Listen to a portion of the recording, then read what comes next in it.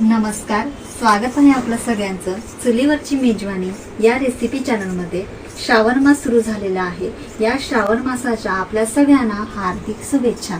श्रावण मासामध्ये मी तुम्हाला महिनाभर तरी उपवासाचे पदार्थ बनवून दाखवणार आहे। तर बघा, श्रावण मासामध्ये पहिला आज पदार्थ माझा आहे। तुम्ही हा व्हिडिओ स्किप न करता पूर्ण बघा। तर चला आता पटापट मी हे गोल गोल असे गोळे तयार करून घेते। तर बघा, हे साबुदाणे मी वाटलेले आहेत, मिक्सर मध्ये वाटून त्याची अशी बारीक अशी पेस्ट तयार केलेली आहे। ते अर्धा तासासाठी मी भिजत ठेवले होते, चांगले भिजलेले आहेत। तर आता दुसरा पदार्थ दाखवते मी तुम्हाला। काय घेणार आहे ते बटाटे घेणार आहे, हे उकडून घेतले आहेत। शेंगदाणे घेतलेले आहेत, हे आपल्याला भाजून घ्यायचे आहे। आणि तिखटपणा येण्यासाठी मी 4 ते 5 हिरव्या मिरच्या घेतलेल्या आहेत। चला आता ते शेंगदाणे आहेत ना, ते भाजून घेऊया।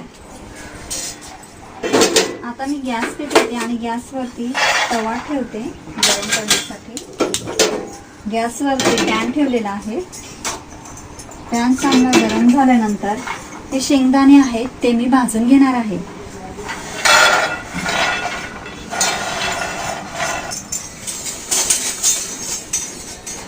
बघा, चमचा घेतलेला आहे।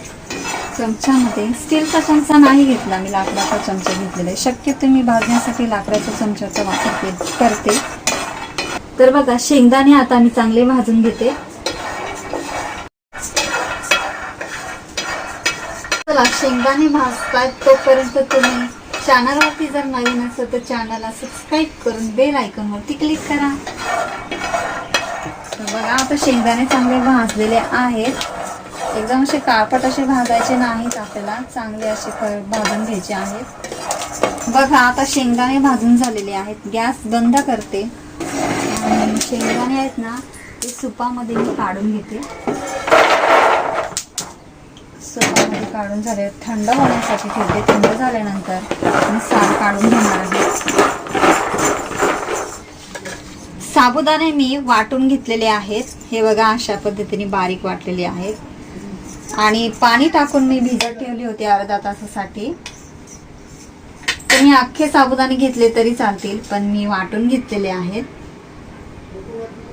चला आता शेंगदाणे थंड झाले असतील, मी साल काढून घेते। एक अशी वाटी घेतलेली आहे, असं पेस्ट करायचं आहे शेंगदाण्याला आणि साल काढून घ्यायची आहे।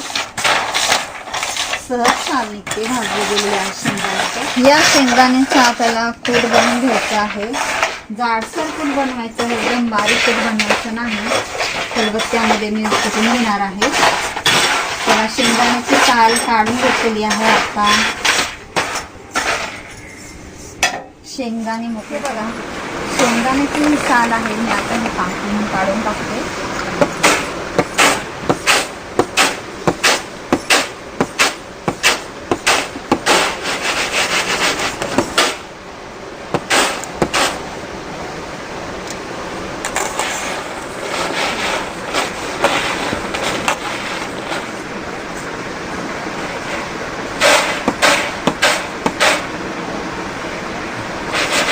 हे बघा, शेंगदाण्याची साल काढून झालेली आहे। बघा, या प्रकारे साल काढून घेतलेली आहे। आता हे शेंगदाणे मी खलबत्त्यामध्ये टाकून ठेचून घेणार आहे। खलबत्ता घेतलेला आहे, त्यामध्ये मी आता हे शेंगदाणे आहेत ना, हे टाकून घेते।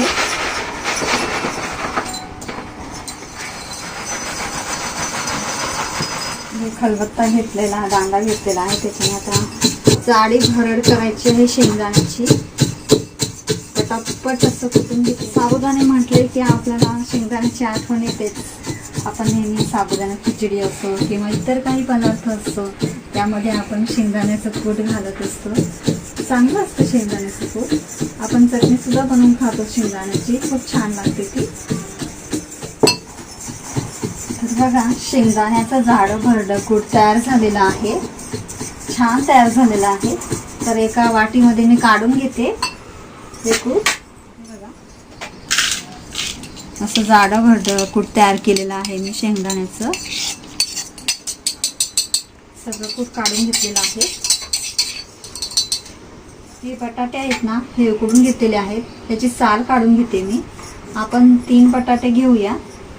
3 बटाटे लागणार आहे. चांगले उकडले गेलेले आहेत बटाटे, मऊ, एकदम मऊसूत. स्मॅश करायची पण गरज नाही, हातानेच आपण स्मॅश करूया. स्मॅशरची सुद्धा गरज नाही त्याला. हे बघा, बटाट्याची साल काढून झालेली आहे. आता हे साईडला ठेवतो. तर बघा, अर्धा चमचा मी जिरे घेणार आहे. खलबत्त्यामध्ये टाकून घेते जिरे. 7 मिरच्या घेतलेल्या आहेत, देठ काढून घेते आणि खलबत्त्यामध्ये टाकते. उपवासाचा पदार्थ म्हटलं की आपल्याला त्यामध्ये दुसरं काहीही टाकता येत नाही. जे आपल्याला उपवासाच्या बाबतीत चालते तेच पदार्थ आपण टाकतो. बघा, जिरे आणि मिरची टाकून घेतलेली आहे. आता मी चांगलं ठेचून घेते. चवीनुसार मीठ टाकते.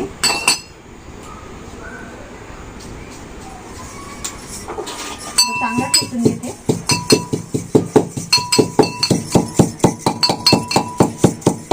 आता वाटीमध्ये काढून घेते.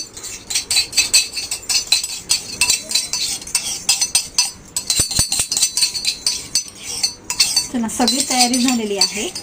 साबुदाणे टाकते. हे चांगले भिजलेले साबुदाणे आहे, ते आता ह्या वाडग्यामध्ये मी टाकून घेते. बघा, आता शेंगदाण्याचं कूट मी माझ्या अंदाजाने घेते. 4 ते 5 चमचे मी शेंगदाण्याचं कूट घेतलेलं आहे. मिरची आणि जिरेचा ठेचा टाकते सगळं.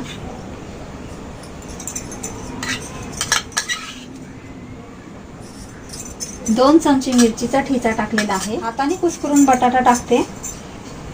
बघा, बटाटा चांगला शिजलेला आहे, हाताने सहज कुस्करला जातो. चवीनुसार मीठ टाकते.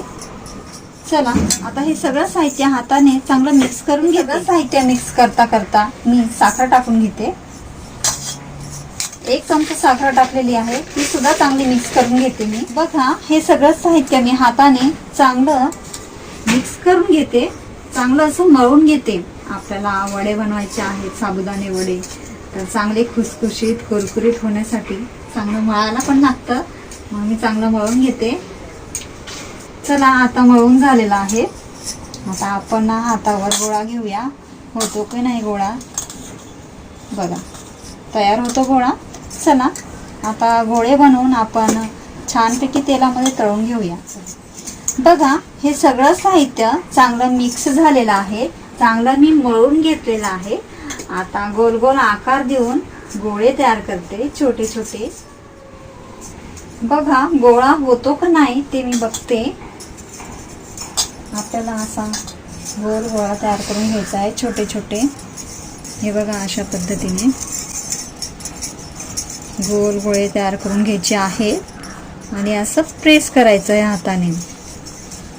हे बघा, झाले की नाही साबुदाणे वडे. चला, आता एक एक करून सगळे साबुदाणे वडे मी तयार करून घेते.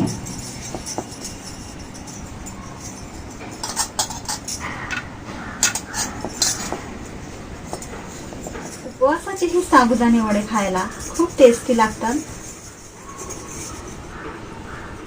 तर बघा, एवढे साबुदाणे वडे मी तयार करून घेतलेले आहेत. हे बघा, ताटभर झालेले आहेत साबुदाणे वडे. तुम्हाला मी दाखवते. हे बघा,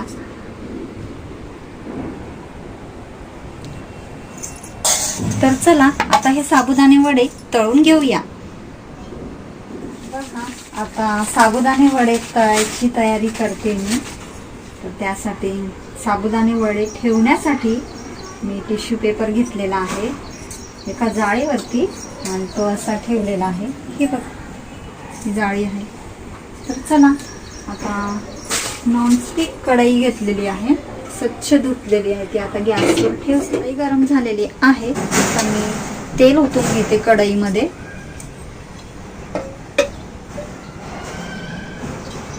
तेल चांगलं गरम झालेलं आहे. मी आता साबुदाणे वडे तळून घेते. चला, एक एक करून आता साबुदाणे वडे तेलामध्ये सोडून घेते.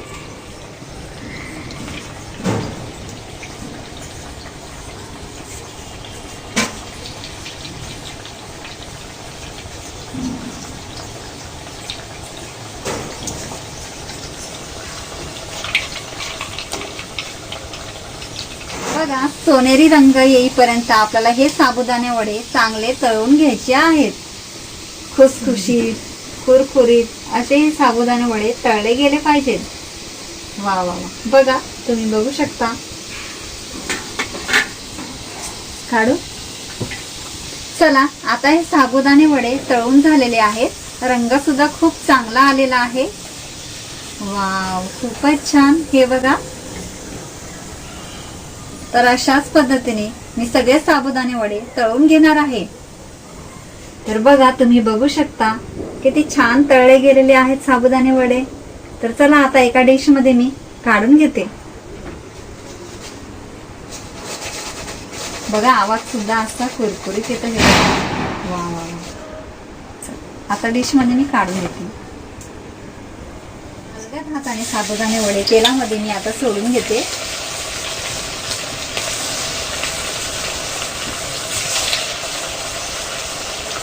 साबुदाणे वडे तळून झालेले आहेत. आता मी काढून घेते आणि तुम्हाला मी दाखवते. हे बघा.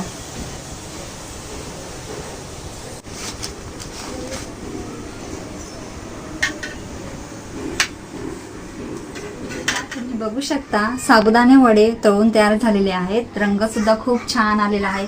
खमंग कुरकुरीत असे हे साबुदाणे वडे तळून तयार झालेले. खायला खूप टेस्टी लागतात आणि त्यासोबत मी दही ठेवलेलं आहे खाण्यासाठी.